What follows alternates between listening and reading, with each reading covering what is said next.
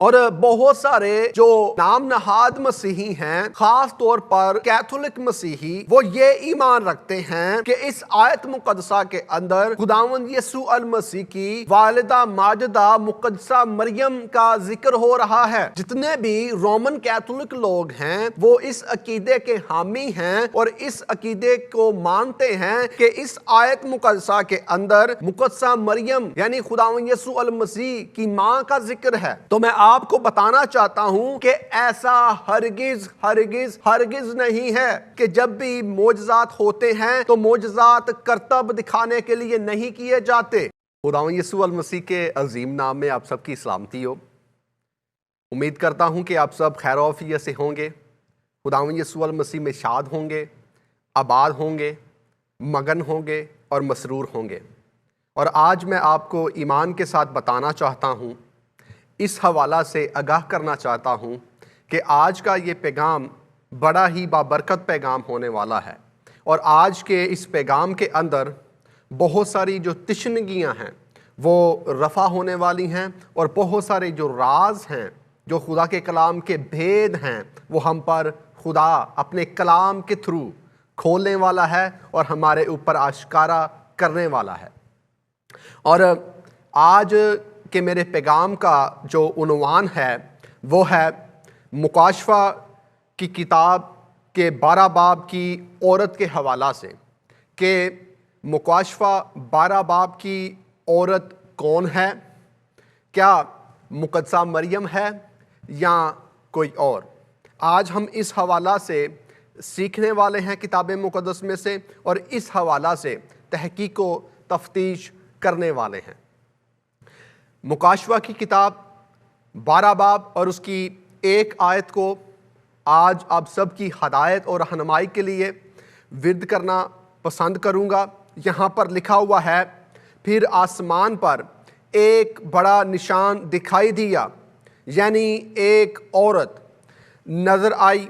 جو آفتاب کو اوڑھے ہوئے تھی، اور چاند اس کے پاؤں کے نیچے تھا، اور 12 ستاروں کا تاج اس کے سر پر۔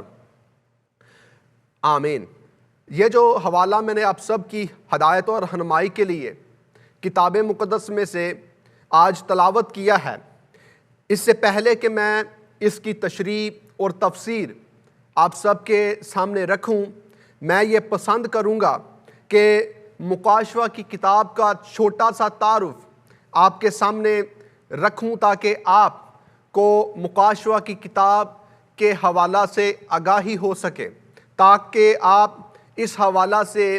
جانیں کہ مکاشفہ کی کتاب کو جب ہم پڑھتے ہیں تو ہم اسے کس طرح آسانی کے ساتھ سمجھ سکتے ہیں۔ تو میں آپ کو بتانا چاہتا ہوں کہ مکاشفہ کی کتاب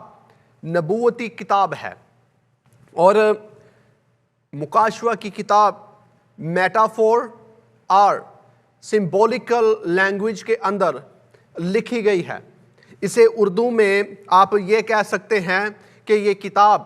استعارہ، کنایہ یا علامتی زبان کے اندر لکھی گئی ہے۔ اس کتاب کے اندر خدا تعالیٰ مقدس یوحنا عارف کے ساتھ علامتی زبان کے اندر کلام کرتا ہے، سمبولیکل لینگویج کے اندر کلام کرتا ہے، میٹافور لینگویج کے اندر کلام کرتا ہے۔ اور یہ کتاب جو ہے یہ 3 زمانوں کے اوپر مبنی ہے۔ جب بھی آپ اس کتاب کو پڑھتے ہیں تو کبھی بھی آپ نے اس کتاب کو ایک زمانے کو سامنے رکھ کر نہیں پڑھنا۔ بہت سارے لوگ ہیں جو اس کتاب کو پڑھتے ہیں تو صرف مستقبل کو سامنے رکھتے ہیں اور پھر اس کو پڑھتے ہیں۔ تو میں آپ کو بتانا چاہتا ہوں کہ یہ کتاب 3 زمانوں کے اوپر مبنی ہے۔ یہ کتاب ہمیں 3 زمانوں کی بابت جو ہے آگاہی دیتی ہے، اور یہ کتاب ماضی، حال اور مستقبل کے بارے میں لکھی گئی ہے۔ یعنی جب خدا تعالیٰ نے مقدس یوحنا عارف کے اوپر اپنے رازوں کو کھولا، اپنے مکاشفات کو کھولا، اپنے بھیدوں کو کھولا، تو مقدس یوحنا عارف کو ماضی کے بارے میں بھی آگاہ کیا، اور حال کے اندر سے جو مقدس یوحنا عارف گزر رہے تھے، اس کی بابت بھی مقدس یوحنا عارف کو لکھوایا، اور پھر آنے والے زمانے کی بابت بھی مقدس یوحنا عارف کی رہنمائی کی اور اسے آگاہ کیا، اور اس کے اوپر بہت سارے راز اور بھید آنے والے زمانے کی بابت کھولے اور آشکارا کیے۔ تو آپ نے اس کتاب کو یاد رکھنا ہے کہ ایک زمانے کو سامنے رکھ کر نہیں پڑھنا، ٹھیک ہے؟ اور اس کتاب کو جو ہے مختلف وقت میں مختلف زمانے کی بابت آگاہی دینے کے لیے جو ہے مقدس یوحنا عارف نے لکھا ہے۔ یہ کتاب 96 عیسوی میں لکھی گئی، اور جو اس کا مصنف ہے وہ مقدس یوحنا عارف ہے۔ مقدس یوحنا عارف اس کتاب کا مصنف ہے، اور بہت سارے جو نام نہاد اسکالرز ہیں، بہت سارے نام نہاد جو مسیحی لوگ ہیں، وہ اس حوالہ سے بھی بحث کرتے ہیں کہ مقدس یوحنا رسول اور مقدس یوحنا عارف یہ دو الگ الگ شخصیات ہیں۔ تو میں آپ کو اس کے حوالہ سے بتانا چاہتا ہوں اور ان نام نہاد اسکالرز کو جواب دینا چاہتا ہوں جو اس عقیدے کے حامی ہیں کہ یہ دو الگ الگ شخصیات ہیں۔ میں آپ کو بتانا چاہتا ہوں کہ مقدس یوحنا عارف اور مقدس یوحنا رسول یہ دو الگ الگ شخصیات نہیں بلکہ ایک ہی شخصیت ہے۔ اور جو اس حوالہ سے بحث کرتے ہیں کہ نہیں جی مقدس یوحنا عارف جو ہیں یہ الگ ہے، اور مقدس یوحنا رسول جو خداوند یسوع المسیح کا لخت جگر تھا، جو خداوند یسوع المسیح کا پیارا شاگرد تھا، جو تمام تر شاگردوں میں سے خداوند یسوع مسیح کو زیادہ عزیز تھا، وہ الگ ہے۔ میں آپ کو اس حوالہ سے بتانا چاہتا ہوں کہ نہیں، ایسا نہیں ہے۔ ہاں، مقدس یوحنا رسول نے یوحنا کی انجیل لکھی، اور مقدس یوحنا رسول نے 3 خط بھی لکھے۔ اس کا ہرگز مطلب یہ نہیں ہے کہ مکاشفہ کی کتاب کے اندر یوحنا کے نام کے ساتھ عارف آ گیا ہے تو یہ الگ شخصیت بن گئی ہے۔ نہیں، ایسا نہیں ہے، بلکہ اس کو آپ اس طرح سے سمجھیں کہ چونکہ خدا تعالیٰ نے مقدس یوحنا عارف کے اوپر اپنے بیدوں کو کھولا، اپنے رازوں کو کھولا، اپنے مکاشفات کو کھولا، اس لیے مقدس یوحنا عارف کو خدا تعالیٰ نے مکاشفہ کی کتاب کے اندر ایک اور لقب دے دیا، عارف کا لقب دے دیا خدا تعالیٰ نے کہ تو یوحنا عارف ہے۔ مقدس یوحنا عارف کو خدا تعالیٰ نے اس لیے عارف کا لقب دیا کیونکہ خدا تعالیٰ نے اس کے ساتھ جو ہے کلام کیا، اور اس کے اوپر آنے والے زمانے کی بابت، حال کی بابت اور ماضی کی بابت بہت سارے راز کھولے، بہت سارے بھید کھولے، بہت سارے راز اس کے اوپر آشکارا کیے۔ اور جو عارف کے معنی ہیں وہ یہ ہیں: خدا کا عرفان رکھنے والا، خدا شناس، خدا کو جاننے والا یا خدا سے واقف ہونے والا۔ چونکہ مقدس یوحنا عارف ایک ایسی شخصیت ہیں جس نے خدا تعالیٰ کو جانا، خدا تعالیٰ کو پہچانا اور خدا تعالیٰ کے عرفان کو حاصل کیا، خدا تعالیٰ کو جاننے والا وہ بن گیا اور خدا تعالیٰ سے واقف ہو گیا اور اس کے رازوں سے، اس کے بیدوں سے واقف ہو گیا۔ اس لیے خدا تعالیٰ نے اسے یوحنا عارف کا لقب دیا۔ اور یوحنا عارف کے جیسی شخصیت بائبل مقدس میں ہمیں کوئی دوسری اور نہیں ملتی۔ اتنے زیادہ جس کے اوپر راز کھول دیے گئے ہوں، آنے والے زمانے کی بابت جس سے ٹوٹلی آگاہی دے دی گئی ہو، کوئی اور دوسری شخصیت نہیں ہے۔ اور اب ہم آگے بڑھتے ہیں اور مکاشفہ کی کتاب 12 باب کا تفسیری مطالعہ کرتے ہیں اور اس کا تفسیری جائزہ لیتے ہیں۔ مکاشفہ کی کتاب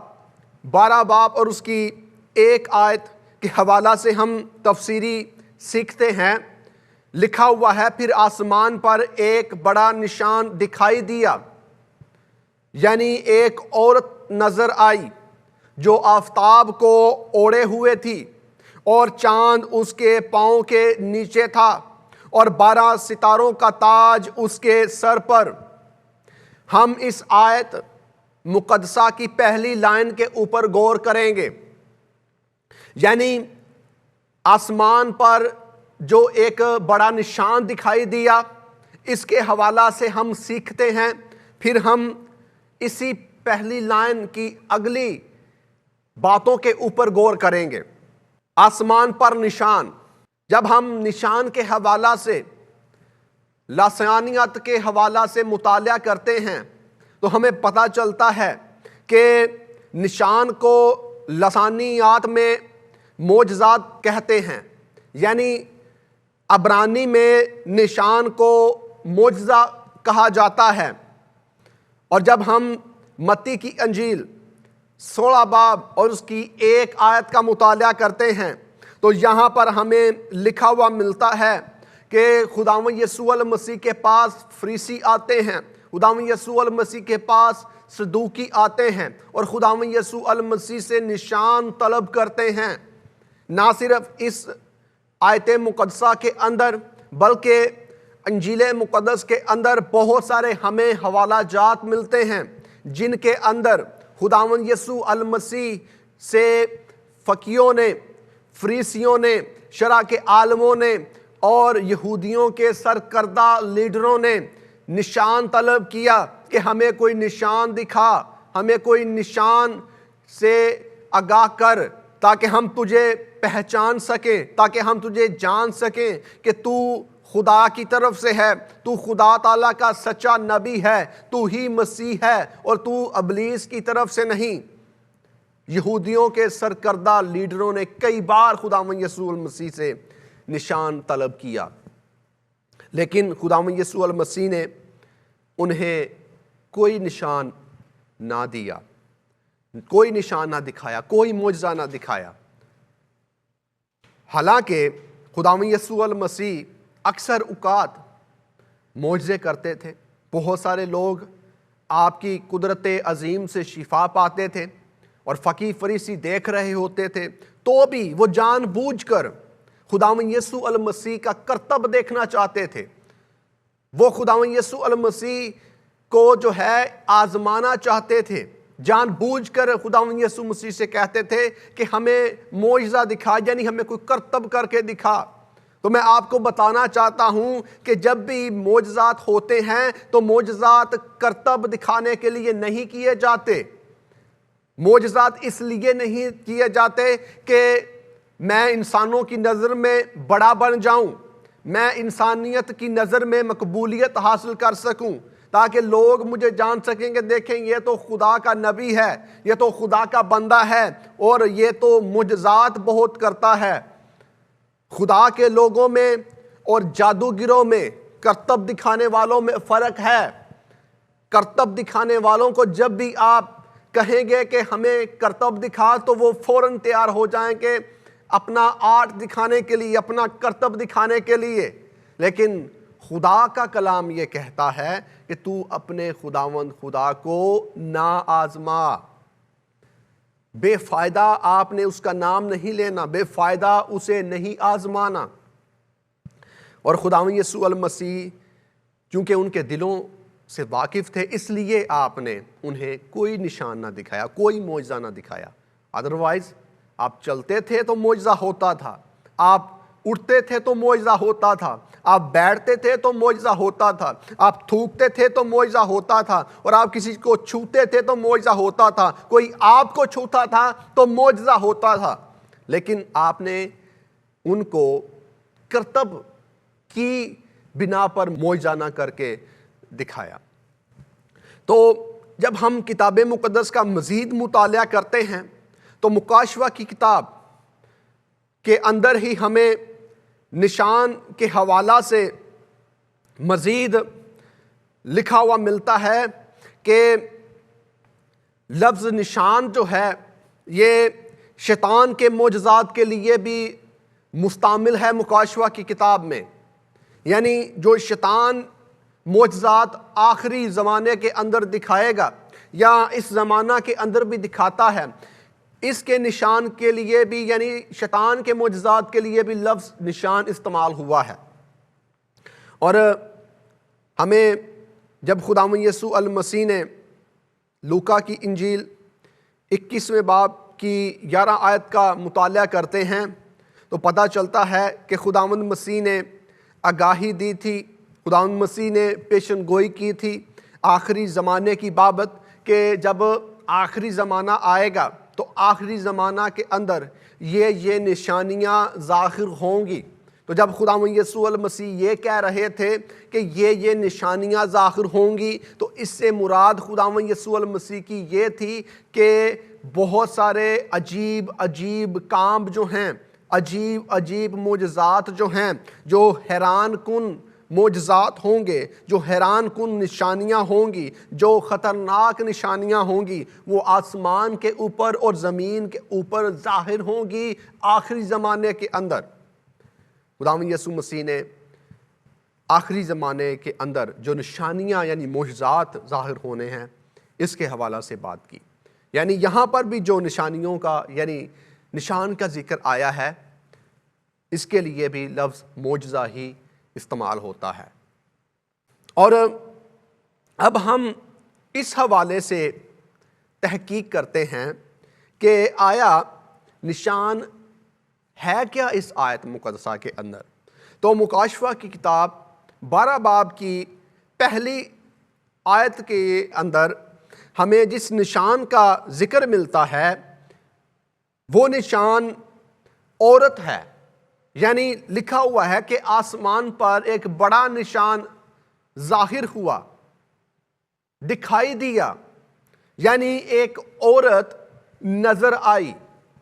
یعنی یہ جو عورت ہے یہ ہے نشان اس آیت مقدسہ کے اندر۔ اور بہت سارے جو نام نہاد مسیحی ہیں، خاص طور پر کیتھولک مسیحی، وہ یہ ایمان رکھتے ہیں کہ اس آیت مقدسہ کے اندر خداوند یسوع المسیح کی والدہ ماجدہ مقدسہ مریم کا ذکر ہو رہا ہے۔ جتنے بھی رومن کیتھولک لوگ ہیں وہ اس عقیدے کے حامی ہیں اور اس عقیدے کو مانتے ہیں کہ اس آیت مقدسہ کے اندر مقدسہ مریم یعنی خداوند یسوع المسیح کی ماں کا ذکر ہے۔ تو میں آپ کو بتانا چاہتا ہوں کہ ایسا ہرگز نہیں ہے۔ یہاں مقدسہ مریم کا ذکر نہیں ہو رہا۔ یہاں پر جیسے میں نے آپ کو پہلے ہی بتا دیا تھا اپنے لیکچر کے آغاز میں ہی کہ عورت کا لفظ یہاں پر استعمال ہوا ہے، اور عورت کا لفظ یہاں پر سمبولیکل لینگویج میں استعمال ہوا ہے، میٹافور لینگویج میں استعمال ہوا ہے، علامتی زبان کے اندر استعمال ہوا ہے۔ اس کا ہرگز مطلب یہ نہیں ہے کہ عورت آ گیا ہے تو یہ عورت خداوند یسوع المسیح کی ماں ہے یا کوئی اور بائبل مقدس کی شخصیت ہے۔ یہاں پر سمبولیکل لینگویج کے اندر بات ہو رہی ہے، اور یہاں جس عورت کا ذکر کیا گیا ہے جو آفتاب کو اوڑھے ہوئے ہے اور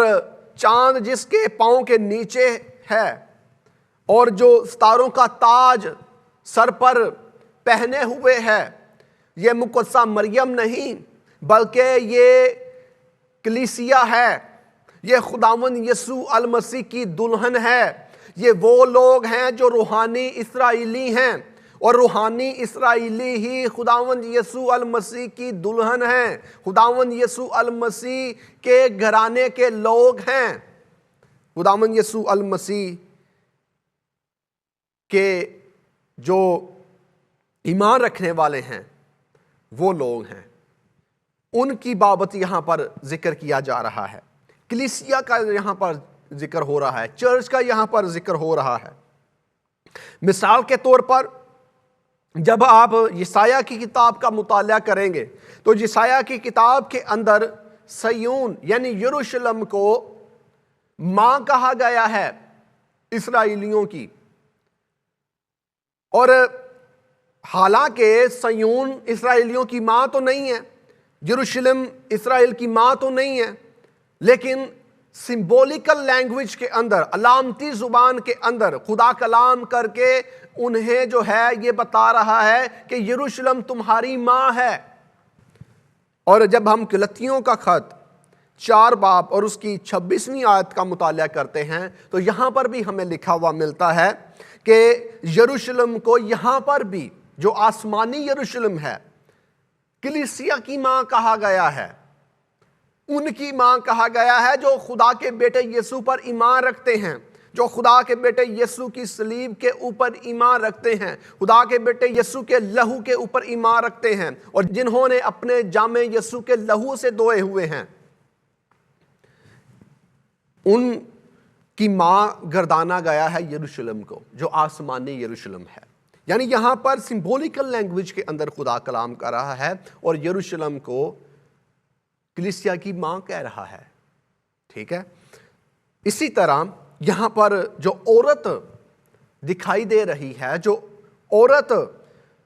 کا ذکر مل رہا ہے، جو آفتاب کو اوڑھے ہوئے ہے، چاند جس کے پاؤں کے نیچے ہے اور 12 ستاروں کا جو تاج ہے اس نے اپنے سر پر پہنا ہوا ہے، یہ مقدسہ مریم نہیں بلکہ یہ خدا کے بیٹے یسوع مسیح کی دلہن یعنی کلیسیا ہے، چرچ ہے۔ اور جو رومن کیتھولک ہیں وہ اس حوالے کی جو تشریح اور تفسیر ہے وہ اس طرح سے کرتے ہیں کہ جی دیکھیں، جیسے پیدائش کی کتاب کے اندر مقدس یوسف کی کہانی کا ذکر کیا گیا ہے، مقدس یوسف کی کہانی کا تذکرہ ملتا ہے کہ مقدس یوسف ایک خواب دیکھتے ہیں، اور خواب کیا دیکھتے ہیں کہ جو 12 ستارے ہیں اور چاند اور سورج ہیں وہ مقدس یوسف کو سجدہ کر رہے ہیں۔ تو جیسے چاند اور سورج مقدس یوسف کو سجدہ کر رہے ہیں اور 12 ستارے مقدس یوسف کے آگے جھکے ہوئے ہیں، مقدس یوسف کو سجدہ کر رہے ہیں، اسی طرح جو ہے اس آیت مقدسہ کے اندر ذکر کیا گیا ہے مقدسہ مریم کے حوالہ سے کہ چونکہ وہ کلیسیا کی ماں ہے تو اس نے بھی آفتاب کو اوڑھا ہوا ہے اور چاند اس کے پاؤں کے نیچے ہے۔ تو میں آپ کو بتانا چاہتا ہوں کہ یہاں پر ہم یہ بھی اعتراض کر سکتے ہیں اور ہم یہ سوال کرتے ہیں اپنے کیتھولک بھائیوں سے کہ مجھے یہ بتائیں کہ اب کس طرح جو ہے مقدس یوسف اور اس حوالے کی مماثلت کر رہے ہیں یا اس میں مطابقت کر رہے ہیں، حالانکہ ان دونوں حوالوں کے اندر کوئی مطابقت، کوئی مماثلت نہیں پائی جاتی۔ ان دونوں حوالوں کے اندر خاصا فرق ہے۔ اس حوالے کے اندر مقدس یوسف خواب دیکھ رہے ہیں اور لٹرلی وہ دیکھ رہے ہیں کہ مجھے جو ستارے ہیں وہ سجدہ کر رہے ہیں اور مجھے چاند اور سورج سجدہ کر رہا ہے۔ یہاں پر نہ تو ستارے اور چاند اور سورج مقدسہ مریم کو سجدہ کر رہے ہیں آپ کے مطابق، ہے نا مقدسہ مریم، ہمارے مطابق تو یہ کلیسیا ہے، تو یہاں پر کلیسیا کو نہ تو ستارے سجدہ کر رہے ہیں اور نہ ہی چاند اور سورج سجدہ کر رہے ہیں۔ یہاں پر یہ لکھا ہوا ہے کہ آفتاب کو یہ عورت اوڑھے ہوئے ہے، چاند اس کے پاؤں کے تلے ہے اور ستاروں کا تاج اس کے سر کے اوپر ہے۔ اور اس کی جو سادہ سی تفسیر ہے، جو سادہ سی تشریح ہے، وہ میں آپ کے سامنے رکھنا چاہتا ہوں، اور میری دعا ہے کہ خداوند آپ کے ذہنوں کو کھولے، خداوند آپ کے دل کو کھولے کہ آپ اس تشریح اور تفسیر کو، جو سادہ سی تشریح اور تفسیر ہے اور جو کتاب مقدس کے مطابق تفسیر ہے، اسے قبول کر سکیں۔ اور اس کی سادہ سی تفسیر یہ ہے کہ آفتاب، چاند، ستارے یہ سب روشنی کو ظاہر کرتے ہیں۔ مثال کے طور پر جب آپ زبور کی کتاب 104 زبور اور اس کی 2 آیت کا مطالعہ کریں گے تو یہاں پر آپ کو لکھا ہوا ملے گا تو نور کو پوشاک کی طرح پہنتا ہے اور آسمان کو سائبان کی طرح تانتا ہے۔ یہاں پر ذکر ہو رہا ہے خدا تعالیٰ کا، یہوہ خدا کا، کہ خدا نور کو پوشاک کی طرح پہنتا ہے، نور کو پوشاک کی طرح پہنے ہوئے ہے۔ خدا کا اٹھنا بیٹھنا بچھونا کرنا دھرنا نور میں ہے، اور وہ نور کو پوشاک کی طرح پہنے ہوئے ہے، وہ نور ہے۔ اسی طرح جیسے خدا نور ہے اور اس نے نور کو پوشاک کی طرح پہنا ہوا ہے، اس آیت مقدسہ کے اندر کلیسیا کے حوالہ سے بھی ذکر کیا گیا ہے کہ چونکہ مسیح کی دلہن ہے کلیسیا، چونکہ کلیسیا خدا کے بیٹے یسوع کی دلہن ہے، اس لیے وہ بھی نور میں لپٹی ہوئی ہے، وہ بھی نور کو پہنے ہوئے ہے، اس کے بھی ارد گرد اور چگرد نور ہی نور ہے، اور کلیسیا بھی نور میں رہتی ہے، اور کلیسیا بھی نور کی ماننے والی ہے۔ اور ہم سب جتنے بھی یسوع مسیح پر ایمان رکھتے ہیں، ہم سب نور کے فرزند ہیں، ہم نور کو ماننے والے ہیں، نہ کہ یہ کہ جو عورت ہے وہ مقدسہ مریم ہے، ایسا نہیں ہے۔ اور چاند کا پاؤں تلے ہونا اختیار